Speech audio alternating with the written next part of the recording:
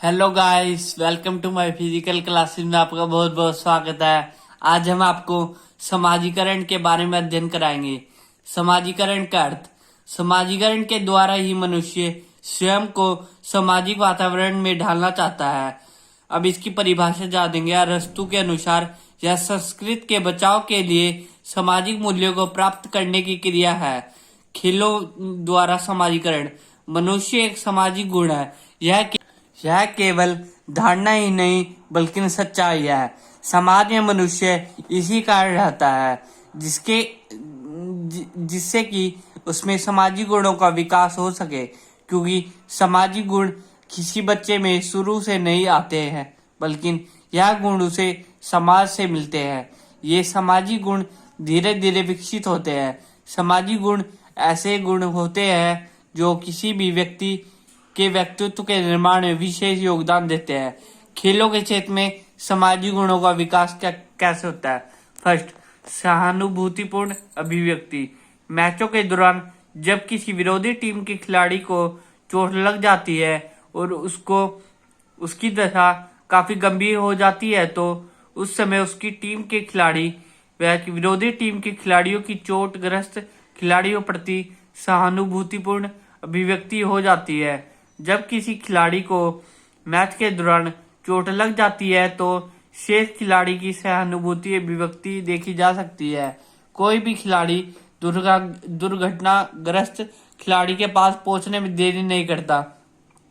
इस पॉइंट में ये बता रखा कि भाई जब मान लो मैच हो रहा, उस समय किसी खिलाड़ी को चोट लग जाती है या कोई गिर जाता है, तो क्या होता है, सारे जो टीम होती है ना, चाहे विरोधी टीम हो चाहे उस टीम का कोई पर्सन हो, उस टीम का कोई मेंबर हो, सारे बंदे इकट्ठे होके उसको क्या बोलते हैं, उसकी वो करते हैं, देखभाल करते हैं। सेकंड पॉइंट, सहायता। सहायता भी एक मुख्य सामाजिक गुण है जो न केवल मैच के दौरान बल्कि प्रशिक्षण के समय भी विकसित होता है। एक ऐसी दशा कभी भी हो सकती है जब दो विरोधी खिलाड़ी आपस में भिड़ जाते हैं। ऐसे समय में एक खिलाड़ी दूसरे खिलाड़ी को नीचे गिरा देता है और उसी समय जिस खिलाड़ी ने गिराया था वही उसको उठाने में सहायता करता है। यदि ऐसा जानबूझकर किया जाए तो स्थिति अलग हो सकती है। ऐसी स्थिति में वह गिरे हुए खिलाड़ी की मदद नहीं करता। मतलब सहायता में क्या रहेगा, जब किसी व्यक्ति ने मान लो कोई गिरा दिया, पर्सन गिर गया खेलते खेलते, तो उसकी हेल्प करेगा। थर्ड, धैर्य। खेल मैदान में धैर्य का होना आवश्यक है। वास्तव में धैर्य की खेलकूद में महत्वपूर्ण भूमिका होती है। मैच के दौरान ऐसी अनेक स्थिति आ सकती है जब खिलाड़ी को धैर्य रखना पड़ता है। उदाहरण के लिए, जब एक अंपायर मैच के दौरान गलत निर्णय देता है तो विरोधी टीम के खिलाड़ी उसके इस गलत निर्णय को समझ जाते हैं, लेकिन फिर भी वे अपना धैर्य नहीं खोते, क्योंकि उनमें अंपायर के प्रति आदर व सम्मान होता है। फोर्थ, सहनशीलता। ये सहनशीलता धैर्य पर निर्भर करता है। यदि किसी खिलाड़ी में धैर्य नहीं होता तो वह अंपायर के गलत निर्णय को या किसी खिलाड़ी के दुर्व्यवहार को सहन नहीं कर पाता। यद्यपि खेल के दौरान प्रत्येक खिलाड़ी ऐसी स्थिति को ढालने की कोशिश करता है, क्योंकि कभी कभी सहनशीलता की सीमाएं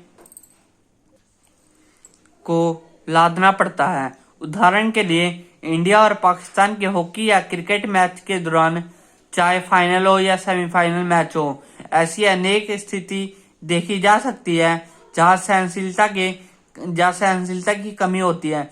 किसी सीमा तक खिलाड़ी विरोधी खिलाड़ी या एम्पायर के गलत काम को सहन करता है, परंतु सहनशीलता की भी एक लिमिट होती है। फिफ्थ, एकता, यूनिटी। किसी भी टीम के खिलाड़ी अलग अलग जाति व धर्म से संबंधित होते हैं, लेकिन टीम के होने से वह एकता सूत्र में बंध जाते हैं, मतलब बाउंड हो जाते हैं। वे एकजुट होकर लक्ष्य की प्राप्ति के लिए प्रयास करते हैं। ऐसे समय पर वह धर्म व जाति का भेदभाव भूल जाते हैं।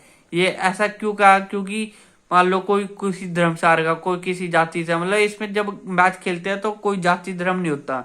6 पॉइंट, समूह का आपसी लगाव या संयोगिता।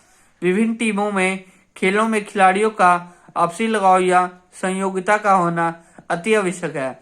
यदि टीम में खिलाड़ियों के बीच आपसी लगाव नहीं है तो ऐसी टीम से जीतने की आशा रखना व्यर्थ है।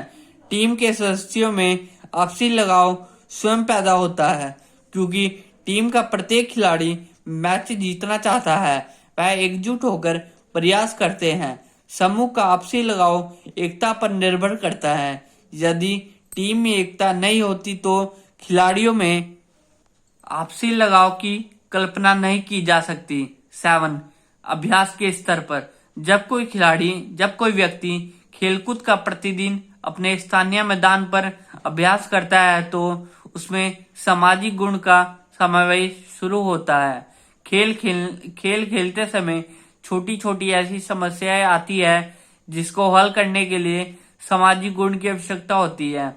इन खेलों में व्यक्ति जब दूसरे साथियों के साथ खेलता है तो उनके संपर्क में आता है तथा इस प्रकार सामाजिक गुण का आदान प्रदान होता है।